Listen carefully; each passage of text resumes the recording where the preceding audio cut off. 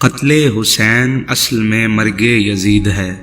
اسلام زندہ ہوتا ہے ہر کربلا کے بعد۔ لا الہ تو پڑھ لیا، اب لے مزہ تاثیر کا۔ لا الہ کی تہ کے نیچے خون ہے شبیر کا۔ لا الہ کے پڑھنے والوں لا الہ سے پوچھ لو، لا الہ تو بچ گیا گر لٹ گیا شبیر کا۔ اسلام کے دامن میں کربلا کا واقعہ ایک ایسا سانحہ ہے کہ جس میں رسول خدا صلی اللہ علیہ وآلہ وسلم کے نواسے حضرت حسین علیہ السلام نے اپنی اور اپنے خانوادہ کی شہادت کے بعد اسلام کو اس کی اصل شکل میں بحال کیا۔ حسین کون کہ جن کے بارے میں نبی کریم صلی اللہ علیہ وآلہ وسلم کا ارشاد پاک ہے، حسین منی و انا من الحسین، حسین مجھ سے ہے اور میں حسین سے ہوں۔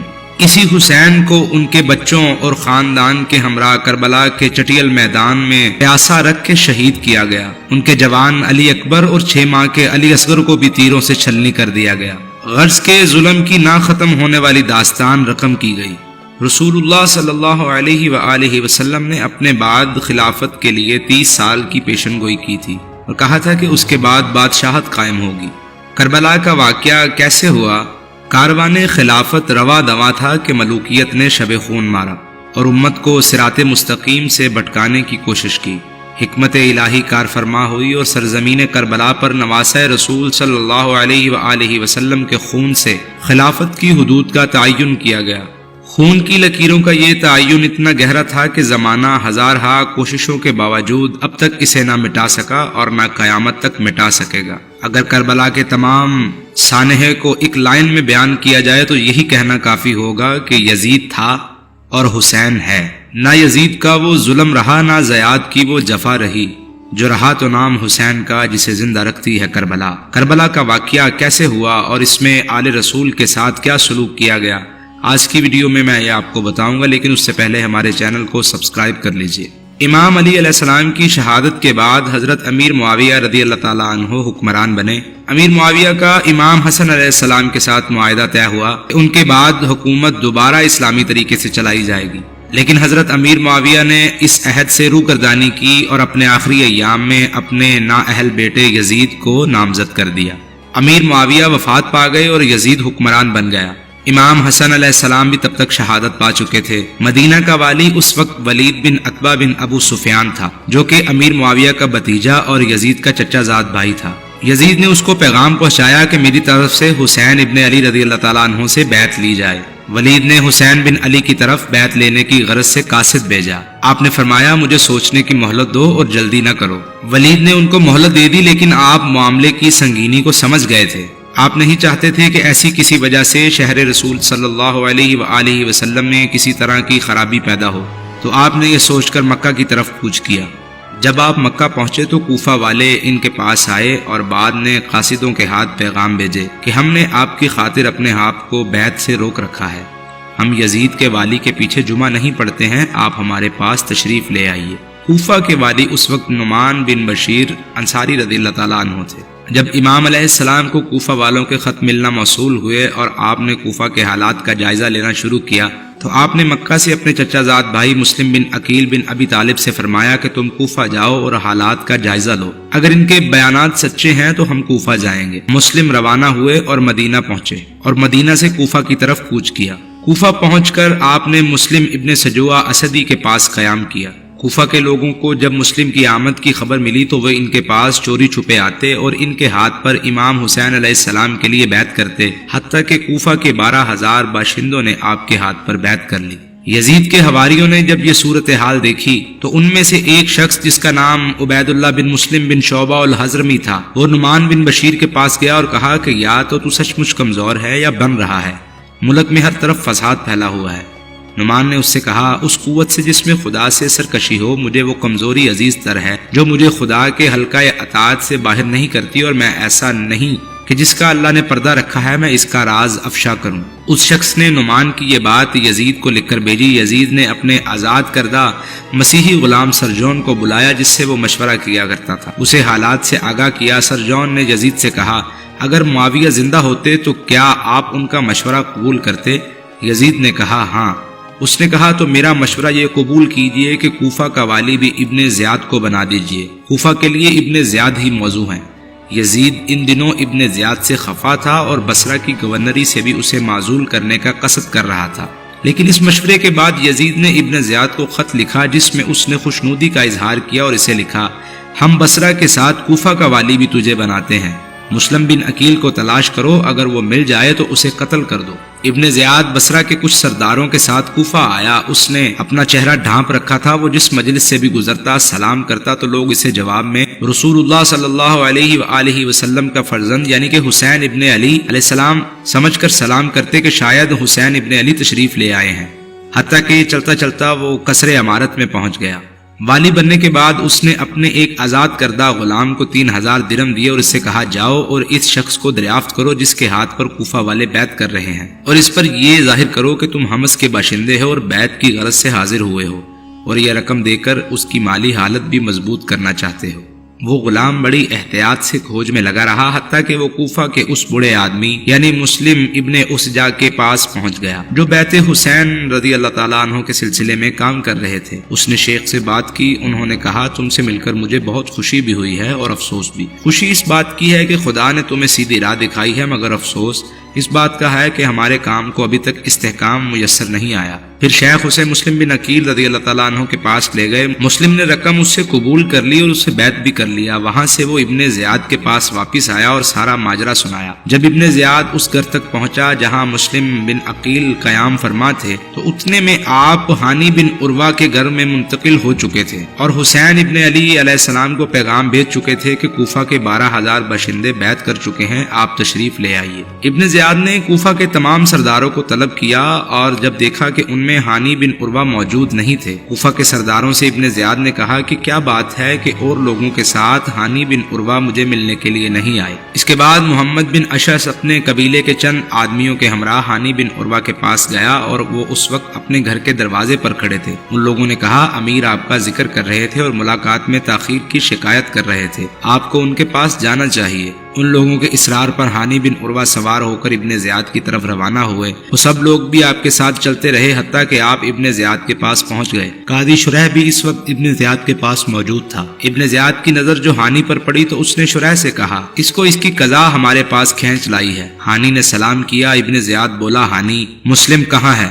انہوں نے کہا کہ مجھے کچھ خبر نہیں۔ ابن زیاد نے کہا کہ غلام کو حاضر کیا جائے۔ غلام کو دیکھ کر ہانی کو خاموش ہونا پڑا۔ آپ نے ابن زیاد سے کہا خدا کی سوار ہو امیر پر، میں نے انہیں اپنے گھر نہیں بلایا تھا بلکہ وہ خود تشریف لائے اور اپنا آپ میرے حوالے کر دیا۔ ابن زیاد نے کہا اسے میرے پاس حاضر کرو۔ ہانی نے کہا خدا کی قسم اگر وہ میرے پاؤں کے نیچے بھی ہوتے تو میں ان پر سے قدم نہ اٹھاتا۔ ابن زیاد نے حکم دیا کہ ہانی کو میرے قریب کرو۔ لوگ ہانی کو قریب لے گئے تو ابن زیاد نے ان کے ابرو پر چھڑی ماری، ان کا ابرو زخمی ہو گیا۔ آپ پہرہ دار کی تلوار کی طرف جھپٹے کہ اسے میان سے نکال لے مگر انہیں پیچھے ہٹا دیا گیا۔ ابن زیاد بولا اب خدا نے تیرا خون حلال کر دیا ہے، حکم دیا کہ انہیں محل کے فلاں حصے میں قید کر دیا جائے۔ جو ہی یہ خبر قبیلہ مزہج کو ملی محل کے دروازے پر ایک ہنگامہ مچ گیا۔ ابن زیاد نے شور سنا تو پوچھا یہ کیا ہو رہا ہے؟ لوگوں نے بتایا یہ قبیلہ مزہج کے لوگ ہیں جو ہانی کی گرفتاری پر احتجاج کر رہے ہیں۔ ابن زیاد نے قاضی شریح سے کہا تم ان لوگوں کے پاس جاؤ اور انہیں بتاؤ کہ میں نے محض تحقیقات کی غرض سے انہیں روک رکھا ہے اور ایک غلام کو قاضی پر جاسوس مقرر کر دیا۔ شریح ہانی کے قریب سے گزرے تو ہانی نے اسے کہا شریح خدا سے ڈرو، یہ مجھے قتل کرنے کے در پہ ہے۔ قاضی شریح باہر نکلا، محل کے دروازے پر کھڑا ہوا اور لوگوں سے کہا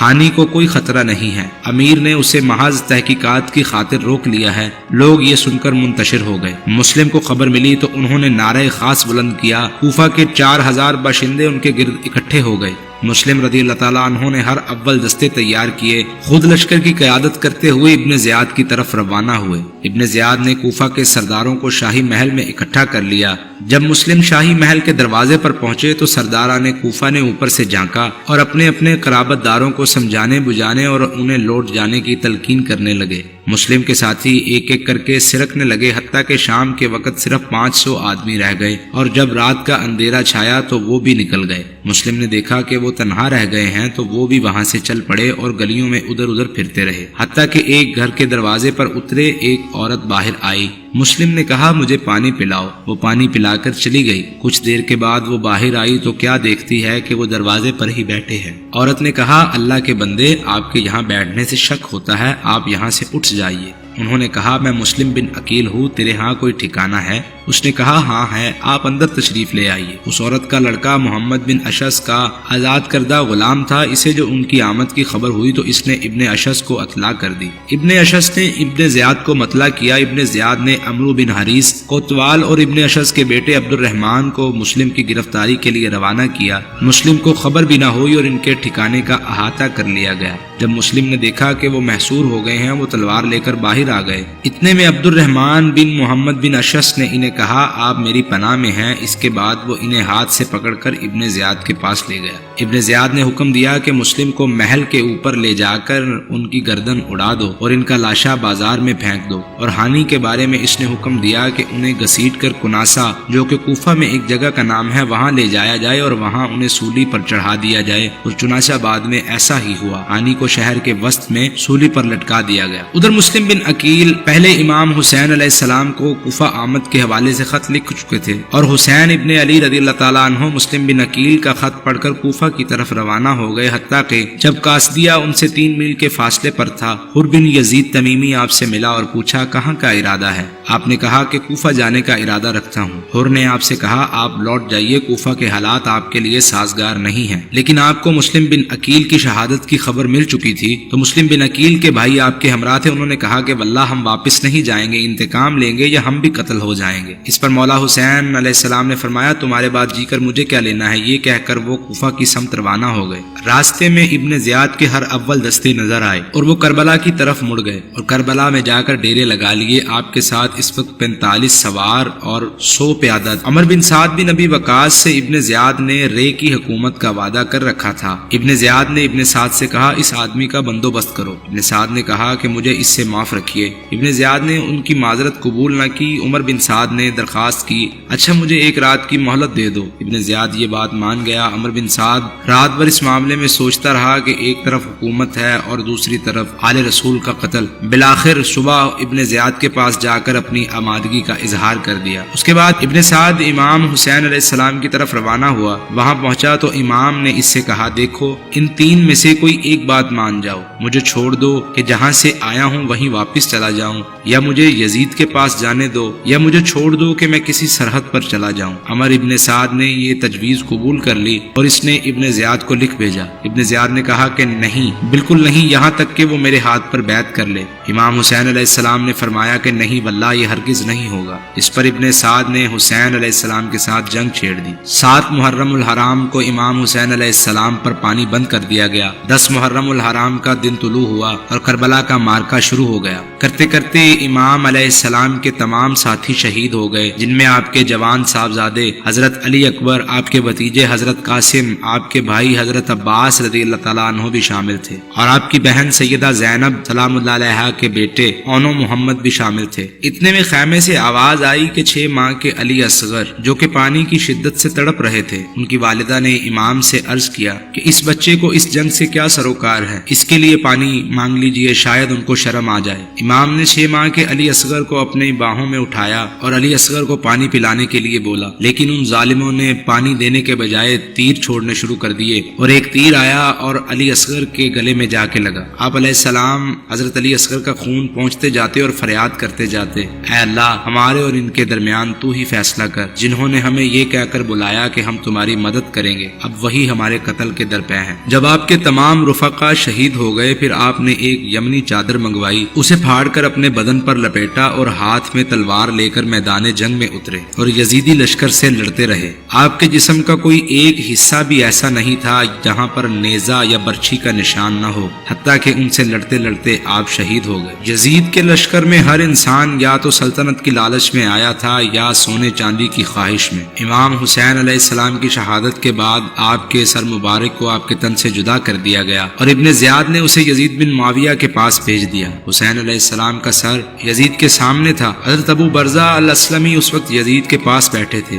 یزید اپنی چھڑی سے آپ کے دہان مبارک کو چھیڑ رہا تھا۔ حضرت ابو برزہ رضی اللہ تعالیٰ عنہ نے کہا کہ اپنی یہ ناپاک چھڑی دہان مبارک سے ہٹاؤ، خدا کی قسم میں نے بارہا دیکھا ہے کہ رسول اللہ صلی اللہ علیہ وآلہ وسلم نے اپنا دہن مبارک اس دہن پر رکھا اور اسے چوما۔ امام حسین علیہ السلام کے لشکر میں سے تمام آپ کے خانوادے کو شہید کر دیا گیا۔ آپ کے تمام رفقا میں سے، آپ کے تمام مردوں میں سے صرف آپ کے ایک فرزند بچے جو بیماری کے باعث خواتین کے پاس تھے، حضرت زین العابدین۔ ابن زیاد نے حکم دیا کہ انہیں بھی قتل کر دیا جائے، لیکن پھوپھی زینب رضی اللہ تعالیٰ عنہ ان سے لپٹ گئی اور فرمانے لگی، خدا کی قسم یہ ہرگز قتل نہیں ہوگا، اگر اس کو قتل کرنا ہے تو پہلے مجھے قتل کرو۔ یہ سن کر ابن زیاد ان کے قتل سے رک گیا۔ پھر ابن زیاد نے ان عورتوں اور بچوں کو یزید کے پاس بھیج دیا۔ یزید نے دربار لگایا، ان خواتین اور بچوں کو بیڑیوں میں جکڑ کر یزید کے سامنے لایا گیا۔ یزید کا دربار لگا ہوا تھا اور آل رسول صلی اللہ علیہ وآلہ وسلم کے اس لٹے پٹے قافلے کے سامنے اپنی شیخی بکھار رہا تھا۔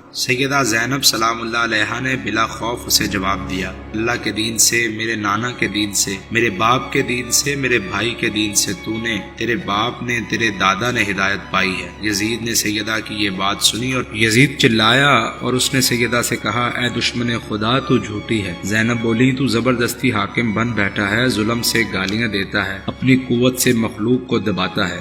غرض کے اس نے آل رسول کے اس لوٹے پٹے قافلے کو واپس مدینہ پہنچا دیا۔ جب یہ قافلہ مدینہ پہنچا تو بنو عبد المطلب کی ایک خاتون بال بکھیرے ہوئے اور اپنی آستین سر پہ رکھے ہوئے ان کے سامنے آئی۔ وہ روتی جا رہی تھی اور شعر پڑھتی جا رہی تھی۔ ان کا ترجمہ ہے، تم کیا جواب دو گے اگر پیغمبر صلی اللہ علیہ وآلہ وسلم نے تم سے پوچھا کہ تم نے آخری امت ہو کر میری وفات کے بعد میرے گھرانے کے ساتھ کیا سلوک کیا؟ ان میں سے کچھ قیدی ہیں اور کچھ خون میں لتھڑے ہوئے مقتول ہیں۔ میں جو زندگی بھر تمہیں نصیحتیں کرتا رہا اس کی یہ جزا تو نہ تھی تم میرے قرابت داروں کے ساتھ ایسی بد سلوکی کرو۔ اس خاتون کے اشعار میں وہی وصیت تھی جو نبی کریم صلی اللہ علیہ وآلہ وسلم نے اپنی امت کو فرمائی، دیکھو میں تم میں دو ایسی چیزیں چھوڑے جا رہا ہوں کہ اگر تم نے انہیں تھامے رکھا تو گمراہ نہیں ہوگے۔ ان میں سے ایک دوسری سے عظیم تر ہے، کتاب اللہ جو ایک رسی ہے جو آسمان سے زمین تک لٹک رہی ہے، اور دوسری میری اطرت یعنی کہ میرے اہل بیت، یہ دونوں ایک دوسرے سے ہرگز جدا نہیں ہوں گے یہاں تک کہ حوض پر میرے پاس آ پہنچیں گے، تو خیال رکھنا کہ میرے بعد تم ان سے کیسا سلوک کرتے ہو۔